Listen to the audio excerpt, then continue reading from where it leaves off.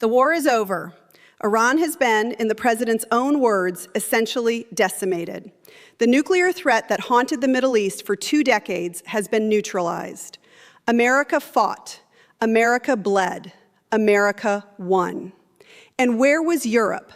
Watching, criticizing, blocking American jets from their airspace, banning U.S. forces from refueling on their bases, calling the campaign reckless, illegal, and embarrassing. Now the bill has come due, and it is not a diplomatic note. It is an army packing its bags. The question you need to stay for, is this the end of NATO as we know it? Welcome. What you are about to hear is not a diplomatic spat. This is not the usual disagreement between allies over trade tariffs or burden-sharing percentages. What is happening right now between the United States and its NATO partners is something far more serious, far more consequential, and far more permanent than most of the media is willing to admit. Here is what this video will reveal. First, exactly what each major European country did or refused to do during the Iran war, and why Trump's anger goes far beyond wounded pride. Second, the military and geopolitical consequences of U.S. troop withdrawals from Germany, Spain, and Italy, what it actually means on the ground, and what it leaves behind. And third, the expert verdict, including a former advisor to Margaret Thatcher, on whether Europe has already crossed a point of no return in its relationship with America. This story has been building for months. Today, it has exploded into the open. We cover stories like this before anyone else. Subscribe now and hit the bell so you never miss a breaking update. Let's get into it. The announcement came on a Saturday. President Trump declared he would withdraw far more than the previously announced 5,000 U.S. troops from Germany. Not a gradual drawdown, not a scheduled restructuring, a direct, personal decision, triggered by the German Chancellor publicly attacking the American war effort. But that was just the opening move. Within the same 48-hour window, Trump confirmed he was also looking at reducing the American military footprint in Spain and Italy. His words about Spain were blunt. He called Spain's behavior horrible, absolutely horrible. About Italy, he said they had been of no help. About his one-time European ally, Italian Prime Minister Giorgia Meloni, a conservative leader whom Trump had once praised and embraced, he delivered the sharpest verdict of all. He told an Italian newspaper, "I'm shocked at her. I thought she had courage, but I was wrong." Meanwhile, Trump fired a warning directly at Britain. In a Truth Social post, he told the UK, a country now struggling with energy costs linked to Hormuz disruptions, to go get its own oil. His message was stark. The United States would not be there to rescue nations that refused to stand with it when it mattered most. The ceasefire with Iran was holding, but the war within the Western alliance was just beginning. To understand how we got here, you need to understand what America was fighting and what it was asking Europe to do. For decades, Iran's Islamic Republic pursued a nuclear weapons program in defiance of international agreements. The 2015 nuclear deal, known as the JCPOA, attempted to freeze that program in exchange for sanctions relief. Trump withdrew from that deal in 2018. European nations tried to salvage it. They failed. Iran accelerated its enrichment program, reaching uranium purity levels that put it weeks away from weapons-grade material. By late 2025, with Iran's regime also actively funding proxy forces across the Middle East, Hezbollah in Lebanon, the Houthis in Yemen, militias in Iraq, and with its ballistic missile arsenal expanding, the Trump administration made a decision. Alongside Israel, the United States launched what became known as a decapitation campaign against Iran's military and nuclear leadership. The operation was rapid, devastating, and largely successful. Iran's nuclear program was set back significantly. Key regime figures were eliminated. A ceasefire was eventually reached.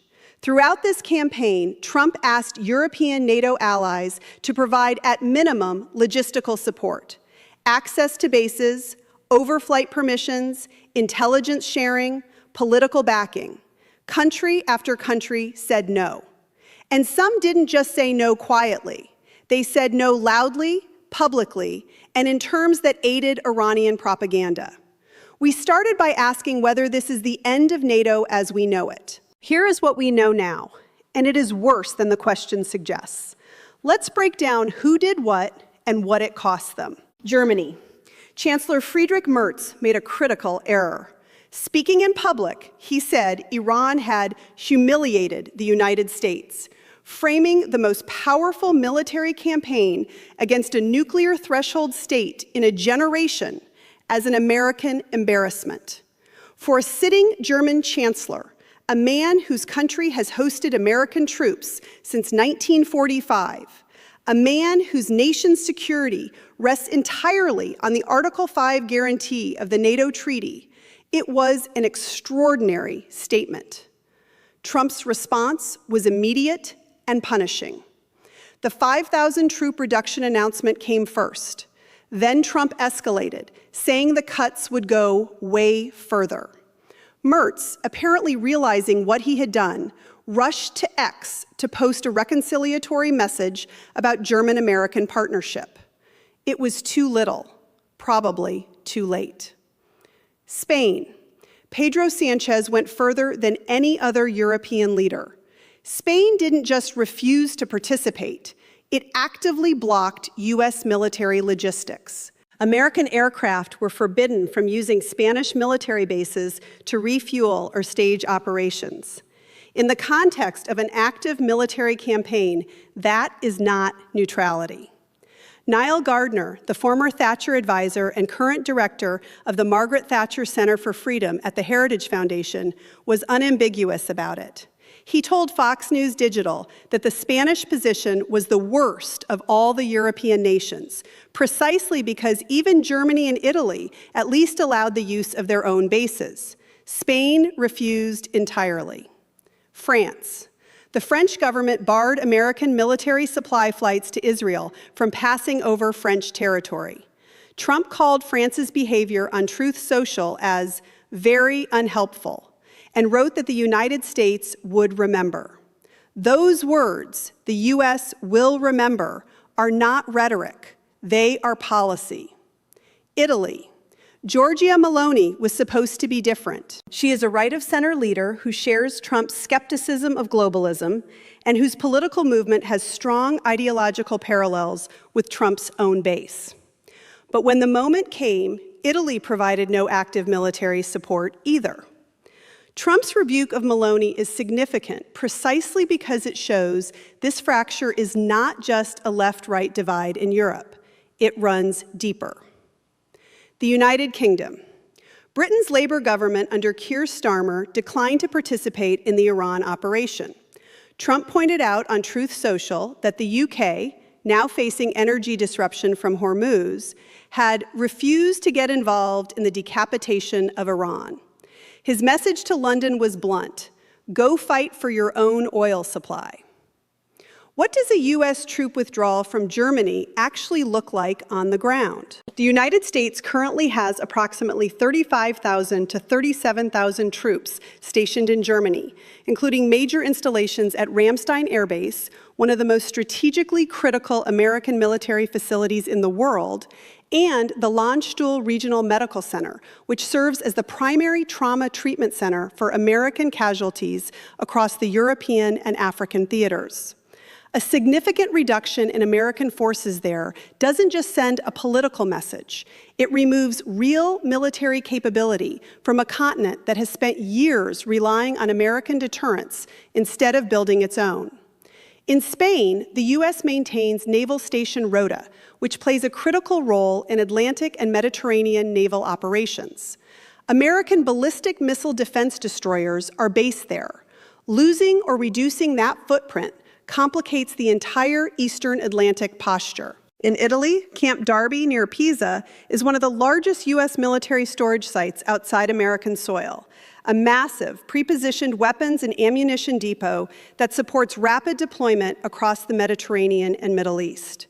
Reducing American presence there has direct operational consequences.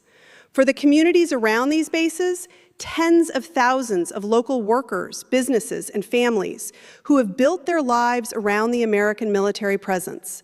The prospect of drawdown is not abstract. It is economic disruption on a regional scale. But here is the part that no one in the mainstream media is talking about, and it changes everything. If you are finding this valuable, subscribe right now. We are just getting to the most critical part of this story. The international response to Trump's troop withdrawal threats has split cleanly along predictable lines and revealed some uncomfortable truths about the state of Western unity. Within Europe, the reaction has been a mixture of defiance and panic.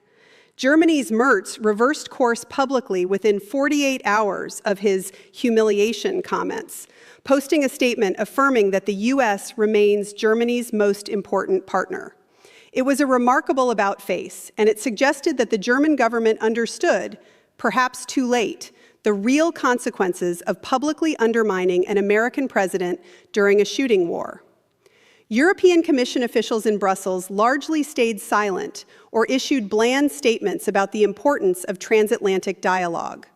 No major European leader mounted a sustained, coherent defense of their position. That silence is itself revealing. If European governments genuinely believed their stance on Iran was correct, moral, legal, and strategically sound, they would be defending it publicly.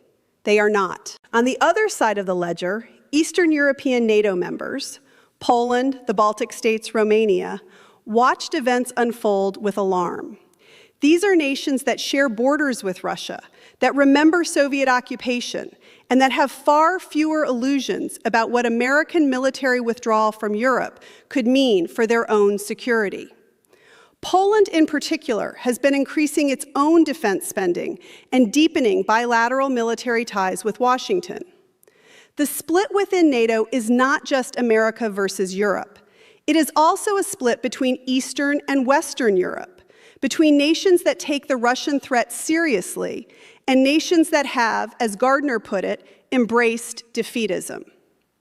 In the Middle East, America's Gulf allies, Saudi Arabia, the UAE, Bahrain, watched the Iran campaign with quiet approval. Iran's weakening served their strategic interests directly. The fact that Western Europe effectively sided with a posture that gave comfort to Tehran deepened Gulf states' already held skepticism of European foreign policy. Here is what the mainstream conversation around this story is missing entirely. The European position on Iran was not driven purely by principle. It was driven by money. European companies, particularly German, French, and Italian firms, had extensive economic ties with Iran, going back to the post-JCPOA period after 2015.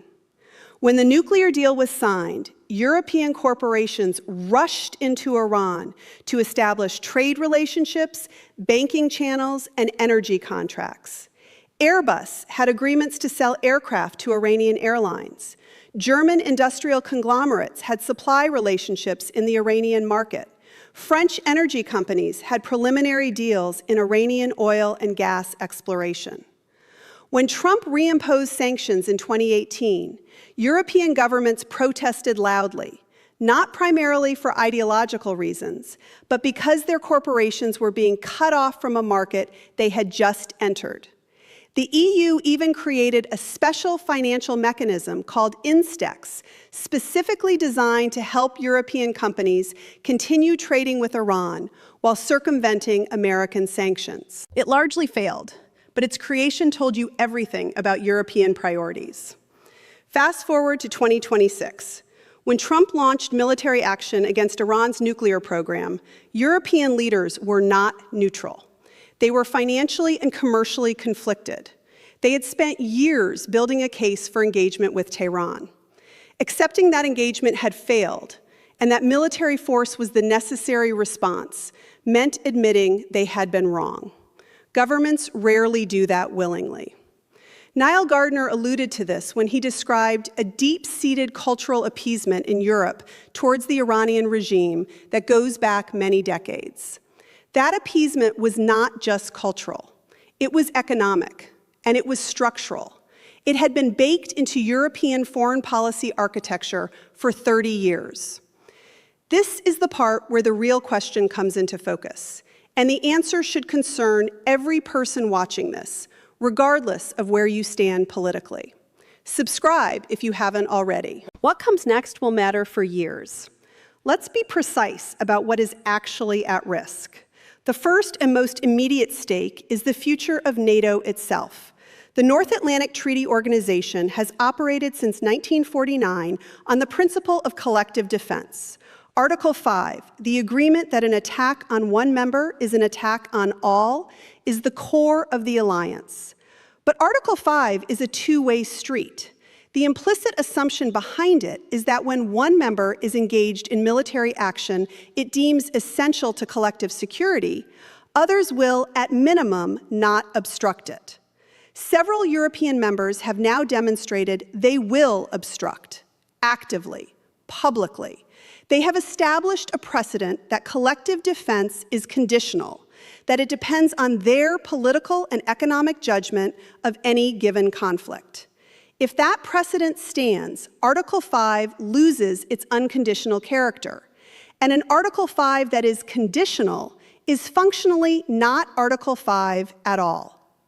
The second stake is energy security. The Strait of Hormuz carries roughly 20 to 21% of global oil trade.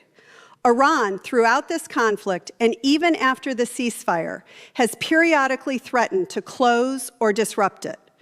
Britain, Germany, and several other European nations that depend on Gulf energy imports now face the possibility of navigating that threat without American naval protection, at least in the current political climate. Trump told them directly, go get your own oil. For nations that have not invested in alternative energy supply chains or strategic petroleum reserves at wartime levels, that is not a simple instruction. The third stake is the long-term restructuring of American foreign policy.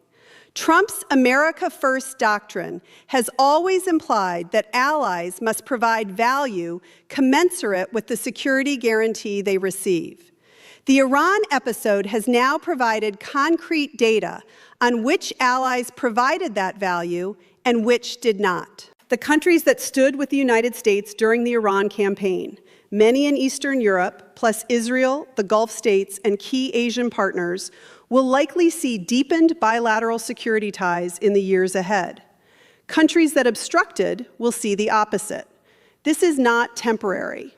Nile Gardiner said plainly that future generations will have to pay the price for the course Europe is taking now. Nile Gardiner is not a fringe commentator. He is a scholar at the Heritage Foundation, a senior foreign policy think tank with decades of influence in Republican administrations. More importantly, he was a personal advisor to Margaret Thatcher, the British Prime Minister who stood shoulder to shoulder with Ronald Reagan during the Cold War, and who understood, as few European leaders since have, that Western freedom requires Western will to defend it. His verdict on Europe's conduct during the Iran war is sweeping and damning. He described Europe's behavior as treacherous. He said European leaders are sleepwalking toward destruction. He noted that when you listen to European leaders, it is as if the United States is the villain in this story, not Iran's regime, which he characterized as genocidal and which has killed enormous numbers of its own citizens, imprisoned thousands more, and threatened to wipe Israel from the map. Gardiner's deeper analysis points to structural decay in European political culture. He argues Europe has lost both the ability and the will to fight. He sees an appeasement mindset fused with what he calls weakness and pacifism, and an accommodation of demographic and cultural changes that European ruling elites have simply accepted rather than interrogated. His argument is not purely about Iran. Iran is the test case. The deeper concern is whether Western Europe has the civilizational resolve to defend its own values and existence in a world where adversaries, Russia, Iran, China, are increasingly willing to use force. Other analysts across the spectrum have noted the same foundational problem, even if they frame it differently. European defense spending, despite years of pressure from NATO, has consistently fallen short of the alliance's own 2% of GDP target in most Western European nations. Germany, for decades, spent barely above 1%. The military dependency on the United States was not just strategic, it became psychological. The assumption that America would always be there made building European military capacity feel optional. That assumption is now being forcefully challenged. Remember the question we started with? Is this the end of NATO as we know it? Here is what we now know, and the answer depends entirely on what happens in the next few weeks. 3 scenarios, one real, one hopeful, one catastrophic. Best case, Europe recalibrates. Merz's rapid reversal on X is the beginning of a broader realignment. Faced with the concrete reality of American troop withdrawals and the loss of security guarantees, Western European leaders accelerate defense spending, quietly deepen cooperation with Washington on remaining strategic priorities, and the transatlantic relationship emerges, restructured but intact. NATO survives in a reformed shape, less American-dependent, more genuinely multilateral. The Iran episode becomes the painful shock that forced Europe to grow up militarily. Likely case, a 2-tier NATO emerges. Eastern Europe, Poland, Romania, the Baltics, remains tightly aligned with Washington and increases bilateral security partnerships. Western Europe, Germany, France, Spain, drifts toward a more autonomous European security framework that is politically independent from the US, but militarily inferior to it. This creates a fracture inside the alliance that adversaries, particularly Russia, will seek to exploit. American presence in Western Europe shrinks substantially. Relations remain formally intact, but functionally diminished. Worst case, the alliance fractures irreparably. A major Russian military action against a Baltic state or Poland, already rattled by the NATO disputes, produces a divided response. Some members invoke Article 5, others hesitate. The credibility of collective defense collapses. The post-World War II security architecture that prevented a European war for 80 years begins to unravel. Meanwhile, a Middle East emboldened by European appeasement of Iran sees fresh proxy conflicts reignite despite the ceasefire. We want to hear from you, and we mean that seriously, because the people watching this channel bring expertise, global perspectives, and lived experience that matters. Here are 2 questions we want you to weigh in on in the comments. First, do you think the European leaders who refused to support the US-Iran campaign made the right call, a principled defense of international law and diplomacy, or did they make a catastrophic strategic error that has broken the Western alliance? There is a genuine argument on both sides, and we want to hear it. Second, if Trump follows through and significantly reduces US troop levels in Germany, Spain, and Italy, is that a long overdue correction that forces Europe to defend itself? Or is it a gift to Putin and Iran that weakens the entire free world? Tell us below. The most thoughtful responses get featured in our next update. 3 things you must take away from today's report. 1, the fracture between the United States and Western Europe over Iran is not a temporary diplomatic dispute. It is the product of decades of diverging values, diverging interests, and diverging willingness to exercise military power. The Iran war did not create this divide, it exposed it. 2, the consequences are already arriving. Troops are being redeployed.